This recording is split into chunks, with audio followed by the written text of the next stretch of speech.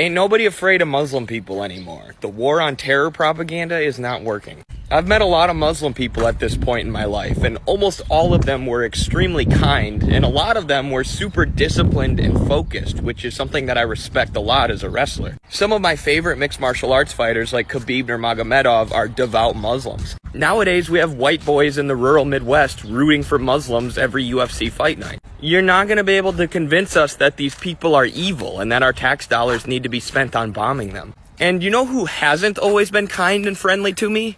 Israelis, Zionists. I talked to some members of the IDF on Zoom. It took them about 5 minutes to start saying all Muslim people are terrorists. And to be clear, I'm not talking about Jewish people. I'm talking about supporters of the state of Israel, who, with their violent, unhinged, and rude behavior, are turning more and more people away from their cause, away from Zionism. Meanwhile, Muslim people with kindness and friendship are bringing more people towards the cause of Palestine. There were a bunch of students at the student protest recently who converted to Islam. And the mainstream media was like, look at this, see, America's being taken over by Muslims. Now I'm like, I don't blame those kids for converting to Islam at all. The Muslim students were probably super nice and super awesome and super welcoming. And they're like, hey, I'm going to side with these guys against the mostly secular genocidal monsters that we're protesting against. Shout out to all the Muslims.